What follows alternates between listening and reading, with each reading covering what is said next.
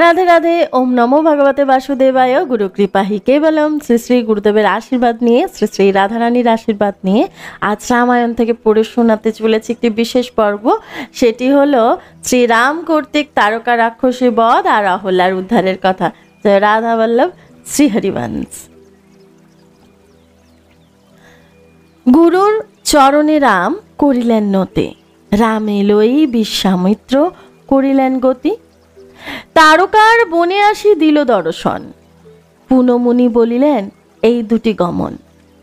এই পথে যায় ঘর তৃতীয় প্রহরে, এই পথে 3 দিনে যায় মম ঘরে। 3 প্রহরের পথে কিন্তু ভয় করি, তারকা রাক্ষসী আছে মহাভয়ঙ্করী।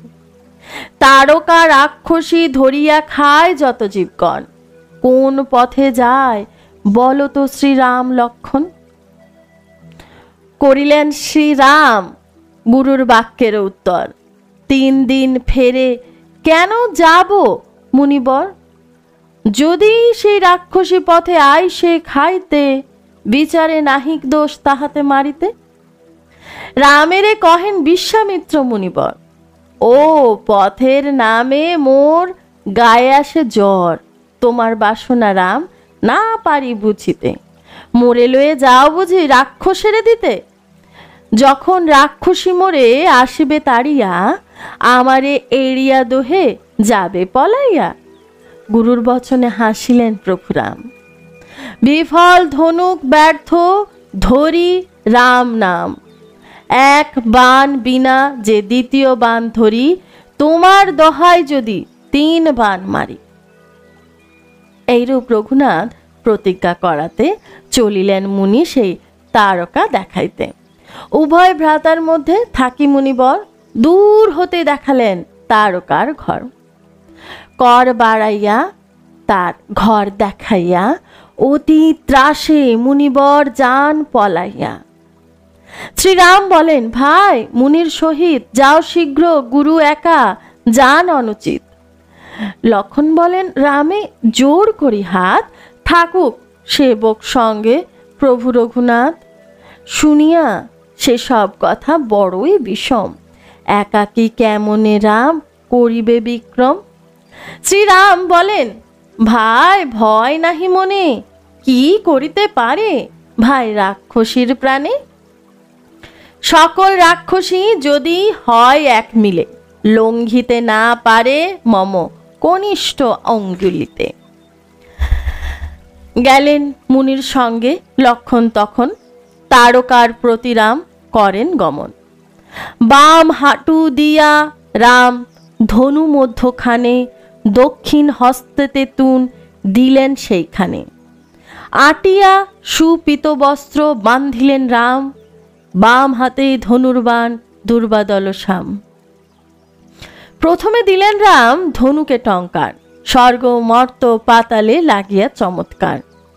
শুনেছিল রাক্ষসী সে সুবর্ণের খাটে, ধনুক টঙ্কার শুনি চমকিয়া ওঠে। বসিয়া রাক্ষসী সেই এক দৃষ্টে চায়, দুর্বাদল শ্যাম রূপ দেখিল তথায়। উঠিয়া চলিল সেই রাম বিদ্যমান, ডাকিয়া বলিল আজি তব লব প্রাণ। ব্রাহ্মণের চর্ম তার গায়ের কাপড়, চলিতে তাহার বস্ত্র করে হড়মড়।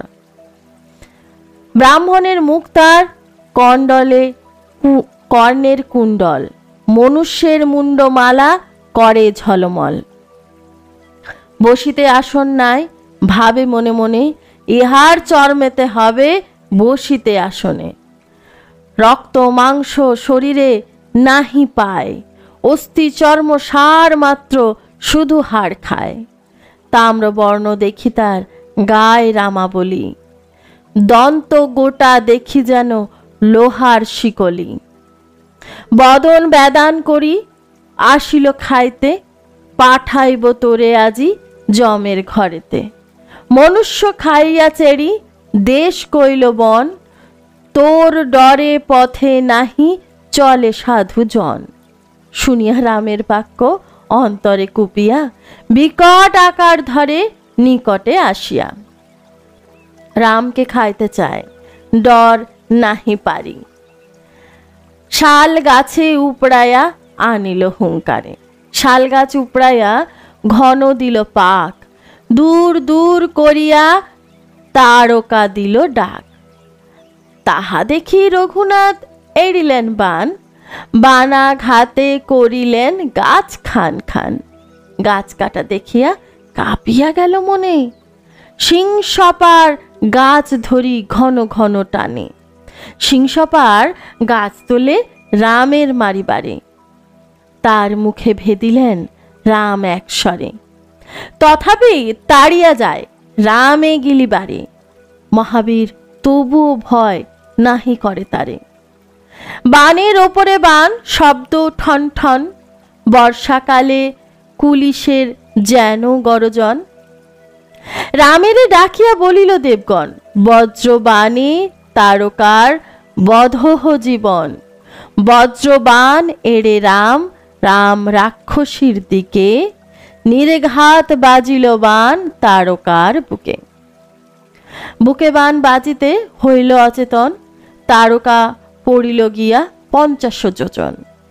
বিপরীত ডাক ছাড়ি ত্যাজিলেন প্রাণ, শব্দ শুনি বিশ্বামিত্র হল হতজ্ঞান।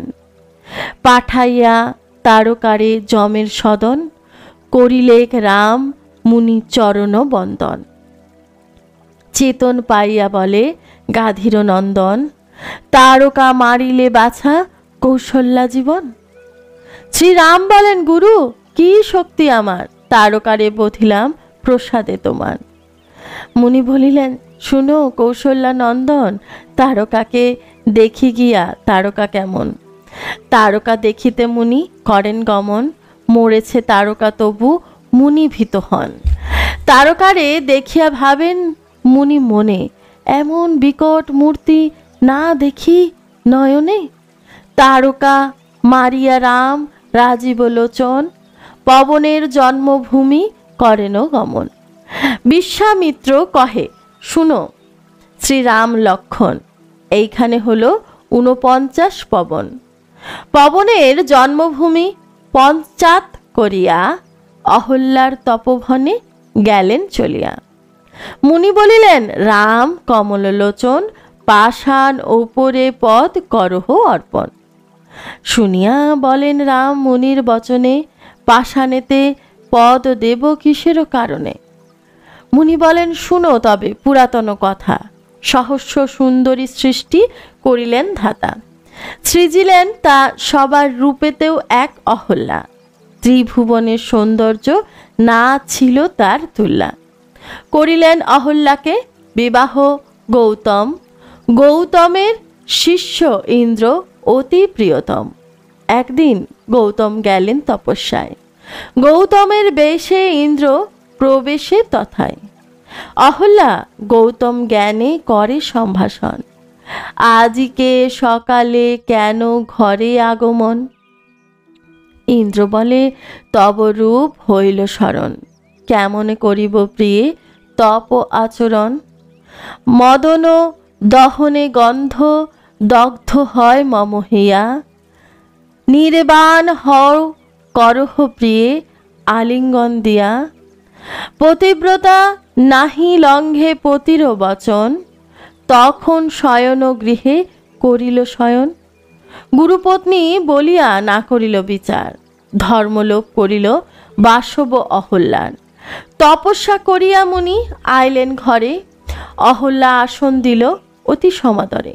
গৌতম বলেন, প্রিয়ে জিজ্ঞাসি তোমারে, শৃঙ্গার লক্ষণ কেন তোমার শরীরে। অহল্যা বলেন, প্রভু নিবেদি তোমারে, আপনি করিয়া কর্ম দোষহ আমারে। এ কথা শুনিয়া মুনি হেট কইল তুণ্ডে, আকাশ ভাঙ্গিয়া পড়ে গৌতমের মুণ্ডে। জানিলেন ধ্যানেতে গৌতম মুনিবর, জাতি নাশ করিল আসিয়া পুরন্দর। ইন্দ্র ইন্দ্র বলিয়া ডাকেন মুনিবর, ভয়ে ভয়ে তথায় আসিল পুরন্দর। দিনান্তে অভুক্ত মুনি কুপিত অন্তরে, দ্বিগুণ জ্বলিয়া কহিলেন পুরন্দরে, তোকে পড়াইলাম যে আমি শাস্ত্র নানা, এত দিনে ভালো দিলি গুরু দক্ষিণা। জাতি নষ্ট কইলি তুই, ওরে পুরন্দর, জনিময় হোক তোর সর্বকলেবর। অহল্যাকে সপিলেন ক্রোধে মুনিবর, কোনো মতে তোর তনু হোক পস্তর। অহল্যা চরণে ধরিল, কহিল তখন, কত কালে হবে প্রভু সাপ বিমোচন। অহল্যাকে কাতরা দেখিয়া তপোধন কহিলেন, মম সাপ না হয় খণ্ডন। জন্মিবেন যবে রাম দশরথ ঘরে, বিশ্বামিত্র লয়ে যাবে যজ্ঞ রাখিবারে। তোমার মাথায় পদ দিবেন যখন, তখনই হইবে মুক্ত, না কর ক্রন্দন। ইহা শুনি লক্ষণ বলেন, শুনো মুনি, কেমনে দিবেন পদ, উনি যে ব্রাহ্মণী। বিশ্বামিত্র করিলেন, শুনো রঘুবর, ব্রাহ্মণী নহেন উনি, এখন প্রস্তর। একথা শুনিয়া রাম কমললোচন তদোপরি করিলেন চরণ অর্পণ। তাহাতে হইল তার সাপ বিমোচন। আহ্লাদিত শুনিয়া গৌতম তপোধন, অহল্যাকে দেখিয়া সানন্দ মহামুনি পুনর্বার করিলেন পুষ্পের ছাউনি। কৃত্তিবাস কৃত্তিবাস রচে রামায়ণ, আদি কাণ্ডে গাহিল অহল্যা বিবরণ। রাধে রাধে। এতক্ষণ অবধি যা কিছু পড়ে শোনালাম সবই শ্রী শ্রী গুরুদেবের কৃপায় শ্রী শ্রী রাধারানীর শ্রীচরণে নিবেদন করছি। জয় রাধা বল্লভ শ্রীহরিবংশ।